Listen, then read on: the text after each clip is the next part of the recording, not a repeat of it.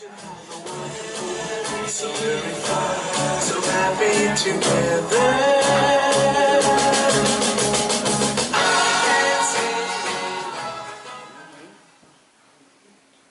J'ai vraiment passé une très belle nuit, tu sais.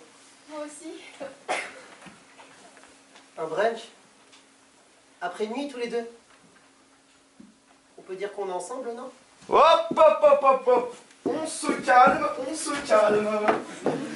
Enchanté, maître des moulins, avocat de Grégory ici présent. Excusez-moi pour le retard, maître Vandame. Enchanté. Avant de commencer la rédaction du contrat de maquage, j'ai besoin de m'entretenir avec ma cliente 5 minutes. Ça me va.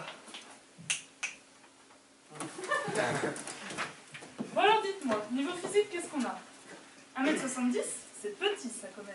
Non mais 55 kilos c'est très bien, mais il ne faut pas que ça dépasse. 18 cm en revanche. Attendez, c'est un début de calvitie ça. Non mais c'est de la cellulite ça.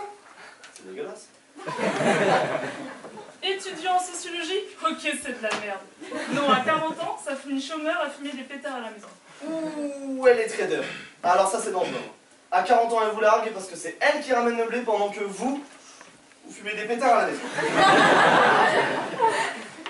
Écoutez, je pense que ça va être un dossier très facile. Je ne vous cache pas, ça ne va pas être un dossier très facile. Bon.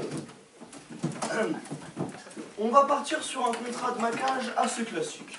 6 mois de relation avec possibilité de prolongation au terme de la période.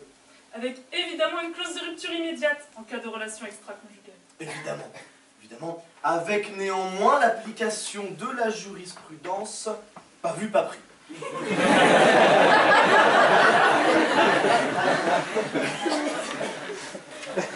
Alors, en ce qui concerne les détails du contrat, mon client souhaiterait diminuer drastiquement le nombre de ses interactions avec la dénommée Adèle, qui, si j'ai bien compris, est la meilleure amie de votre client. Mais pourquoi vous entendez très bien?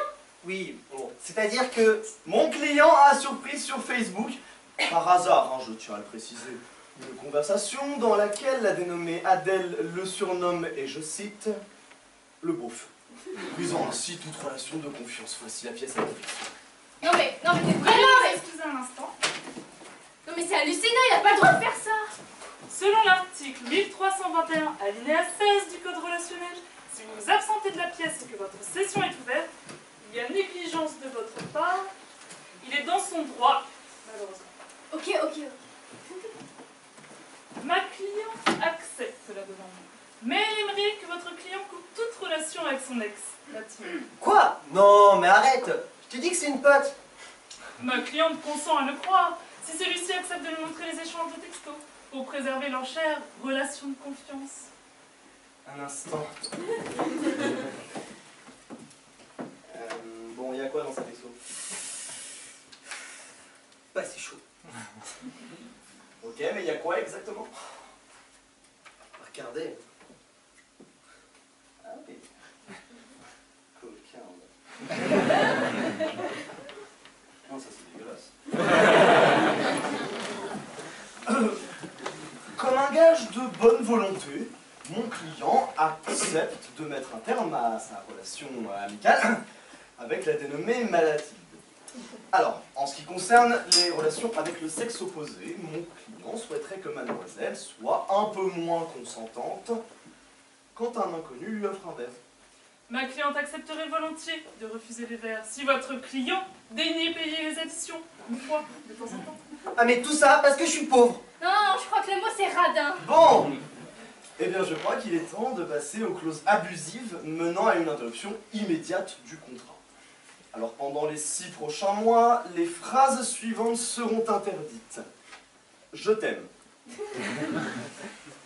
Tu n'auras pas un double des clés car c'est quand même vachement plus pratique. Et puis surtout, je suis enceinte. Ma cliente accepte, mais aimerait en échange qu'une clause spéciale soit rajoutée concernant le poids de votre client. Il n'en devra pas dépasser les 68 kg, s'inscrire à la salle de sport et réduire considérablement sa consommation de bière. Un instant.